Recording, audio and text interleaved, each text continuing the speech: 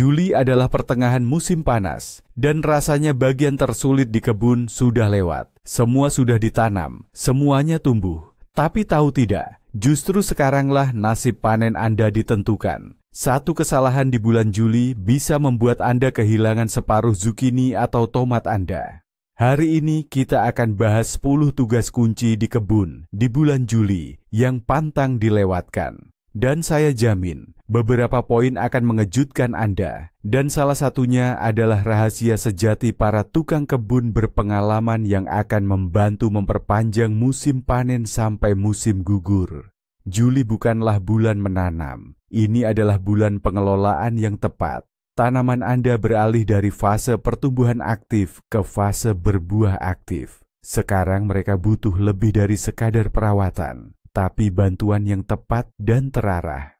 Justru tindakan Anda di minggu-minggu yang panas ini yang akan menentukan apakah keranjang panen Anda akan penuh melimpah dengan sayuran.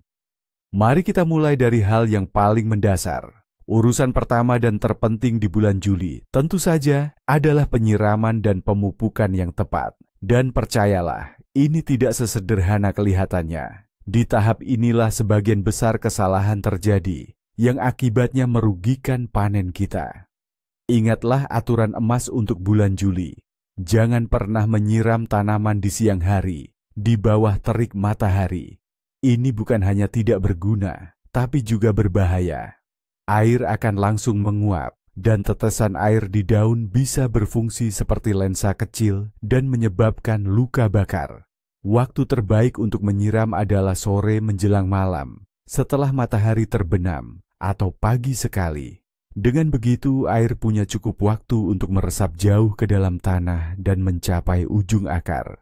Poin penting kedua adalah cara menyiram. Lupakan menyiram dari atas, membasahi daun. Praktik seperti itu adalah cara cepat menyebarkan penyakit jamur, terutama busuk daun pada tomat dan embun tepung pada mentimun. Semua air harus langsung ke bagian akar. Siram dengan cukup banyak, tapi jangan setiap hari.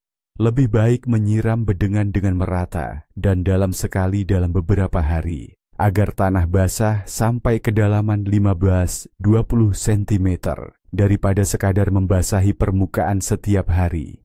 Dan terakhir, pemupukan. Di bulan Juli, tanaman tidak lagi membutuhkan nitrogen untuk pertumbuhan daun. Tugas utama mereka adalah membentuk buah. Karena itu, saat ini mereka sangat membutuhkan kalium dan fosfor. Kalium bertanggung jawab atas rasa manis dan ukuran tomat serta cabai, sementara fosfor membantu mereka matang lebih cepat. Cara termudah adalah menggabungkan pemupukan dengan penyiraman, menggunakan pupuk cair. Larutan abu kayu sangat cocok, atau pupuk majemuk apapun yang bertuliskan untuk pembuahan atau untuk buah. Setelah tanaman kita ternutrisi dengan baik dan terhidrasi, mari kita bahas tentang perlindungan dan penopangan. Ini adalah tugas penting kedua yang harus dilakukan di bulan Juli.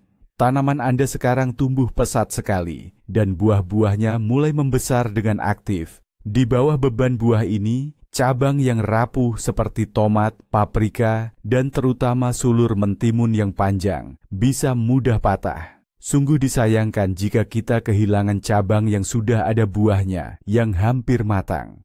Oleh karena itu, menopang atau mengikat tanaman tepat waktu dan dengan cara yang benar bukanlah sekadar keinginan, melainkan keharusan. Gunakan bahan yang lembut seperti pita kain, stoking lama, atau klip khusus untuk kebun agar tidak merusak batang yang rapuh. Ingat, jangan pernah mengikat terlalu erat. Selalu sisakan sedikit ruang agar batang bisa tumbuh bebas dan menebal seiring waktu. Namun, penopangan dibutuhkan bukan hanya karena beban berat buah. Di bulan Juli, kebun kita sering diserang hama dalam jumlah besar. Kutu daun, tungau laba-laba, lalat putih, mereka semua sangat suka daun yang segar. Menggunakan bahan kimia yang kuat pada tahap ini sudah berbahaya. Karena sebentar lagi kita akan memanen dan memakan sayuran ini. Jadi, apa yang harus dilakukan? Jawabannya adalah pencegahan dan penggunaan cara alami. Periksa bagian bawah daun secara rutin. Jika Anda melihat tanda-tanda hama pertama, segera bertindak. Larutan sabun biasa sangat efektif melawan kutu daun. Caranya mudah, cukup parut sedikit sabun batang, larutkan dalam air hangat, lalu semprotkan ke area yang terserang hama. Ini adalah cara yang mudah, murah, dan benar-benar aman untuk hasil panen Anda di masa depan. Nah, sekarang kita masuk ke bagian yang paling kreatif dan mungkin paling penting di bulan Juli, membentuk calon panen kita. Mungkin kedengarannya rumit ya, tapi sebenarnya kita hanya akan bicara soal membuang tunas air dan memangkas pucuk. Banyak pemula merasa ragu atau takut melakukan tindakan ini. Mereka mungkin berpikir seolah-olah melukai tanaman dengan memotong cabang-cabang yang masih segar. Padahal justru sebaliknya, ini bukan tindakan kejam, melainkan manajemen pertumbuhan yang tepat. Bayangkan tanaman punya anggaran energi yang terbatas. Energi itu bisa dihabiskan untuk menumbuhkan semak hijau yang besar dengan daun lebat, atau untuk membentuk buah-buah yang besar, juicy, dan manis. Tugas kita adalah membantu tanaman membuat pilihan yang tepat. Mari kita ambil contoh tomat. Di setiap ketiak daun, yaitu antara batang utama dan tangkai daun, akan tumbuh tunas samping yang disebut tunas air. Jika tunas air ini dibiarkan tumbuh, Anda akan mendapatkan hutan lebat yang sulit dikelola. Memang akan ada banyak buah kecil yang terbentuk, tapi sebagian besar tidak akan sempat matang atau bahkan membesar. Oleh karena itu, luangkan waktu seminggu sekali untuk membuang tunas air ini dengan hati-hati saat ukurannya masih kecil. Cukup sisakan sedikit bagian sekitar 1 cm saja. Ceritanya mirip dengan mentimun dan labu. Agar sulur atau batang rambatnya tidak tumbuh liar dan menghabiskan energi, ujung-ujung sulurnya perlu dipangkas setelah muncul daun kelima atau keenam. Tindakan ini akan mendorong tumbuhnya cabang-cabang samping, dan di cabang-cabang inilah bunga betina yang akan menjadi buah biasanya terbentuk. Ingat prinsipnya, kurang itu justru lebih. Dengan mengurangi bagian yang tidak perlu, semua sari dan energi tanaman akan dialirkan langsung ke buah, sehingga mempercepat pematangan dan secara signifikan meningkatkan rasa.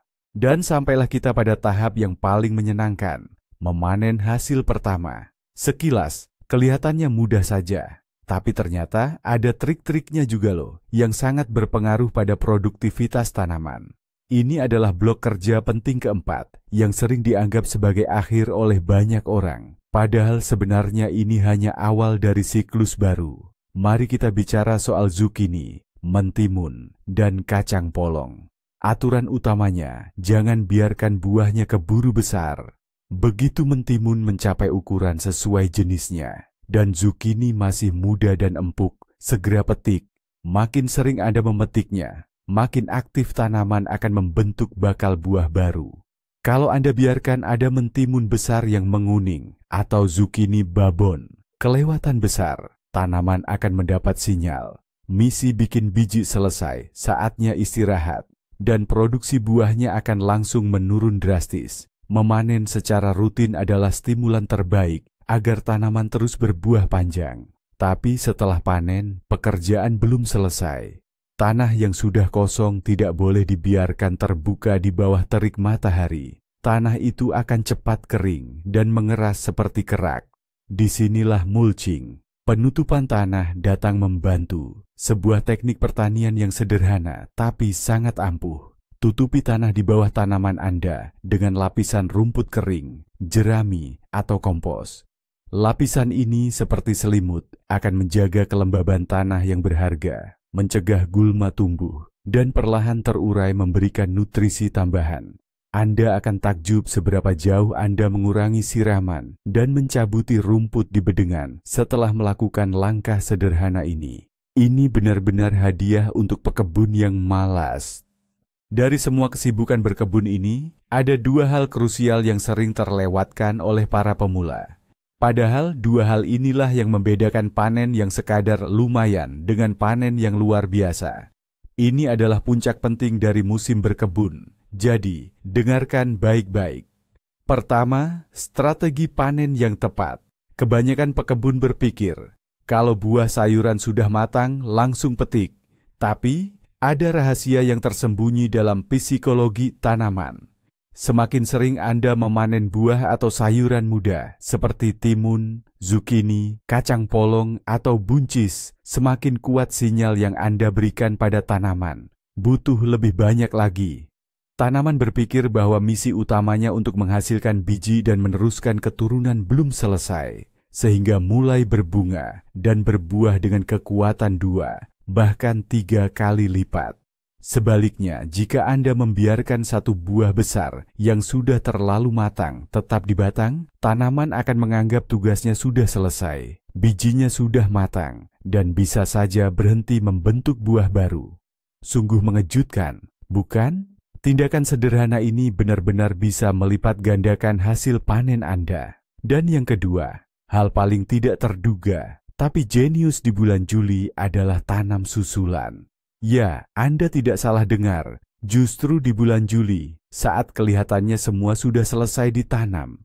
Saat Anda memanen hasil awal seperti bawang putih, daun bawang, kacang polong, atau kentang dini, lahan berharga. Anda jadi kosong. Jangan biarkan lahan itu kosong dan ditumbuhi gulma. Ini waktu yang pas untuk menanam sayuran yang cepat panen untuk kebutuhan panen berikutnya, atau persediaan di akhir tahun. Tanamlah adas, selada daun, bayam, arugula, lobak, bahkan lobak putih. Anda akan mendapatkan panen kedua, bahkan ketiga dari bedengan yang sama, ketika tetangga Anda sudah mengira musim panen berakhir. Inilah rahasia jalur produksi kebun yang tidak pernah berhenti itu. Namun dari semua pekerjaan itu, ada 2 hal yang sering terlewatkan oleh pemula. Padahal inilah yang membedakan panen biasa dengan panen yang luar biasa. Ini puncak sebenarnya dari musim berkebun. Pertama, strategi panen. Kebanyakan orang berpikir, kalau labu siam atau timun suri zukini sudah matang, langsung dipetik. Tapi ada rahasianya. Semakin sering Anda memetik buah yang masih muda, misalnya timun, labu siam, atau kacang polong, semakin kuat sinyal yang Anda berikan pada tanaman. Butuh lebih banyak. Tanaman berpikir bahwa misinya untuk membuat benih belum selesai, dan mulai berbunga serta berbuah dengan kekuatan berlipat. Sebaliknya, jika Anda meninggalkan labu siam besar yang terlalu matang di pohonnya, tanaman akan menganggap tugasnya sudah selesai dan bisa berhenti membentuk buah baru. Nah, menarik kan? Tindakan sederhana yang melipat gandakan produktivitas. Dan yang kedua, hal paling kurang disadari di bulan Juli adalah tanam ulang. Ya, tepat di bulan Juli. Saat Anda selesai memanen tanaman awal seperti bawang putih, bawang merah, atau kacang polong, ada lahan yang kosong. Jangan biarkan tanah itu nganggur. Ini waktu yang ideal untuk menanam tanaman cepat panen untuk panen berikutnya. Ada soa, selada, bayam, arugula, lobak. Anda akan mendapatkan panen kedua, atau bahkan ketiga dari kebun Anda. Inilah rahasia konveyor kebun yang tak pernah berhenti. Jadi, seperti yang Anda lihat, bulan Juli bukanlah waktu untuk bersantai di bangku taman, tapi bulan paling krusial bagi pekebun. Ini bulan pengelolaan aktif kebun Anda yang akan membalas kerja keras Anda berkali-kali lipat. Terima kasih sudah menonton sampai akhir. Jika video ini bermanfaat bagi Anda, dukung dengan like dan subscribe channel ini agar tidak ketinggalan trik berkebun baru. Nah, pekerjaan apa di bulan Juli yang menurut Anda paling penting? Atau mungkin Anda punya trik rahasia sendiri untuk panen melimpah? Jangan ragu bagikan pengalaman Anda di kolom komentar.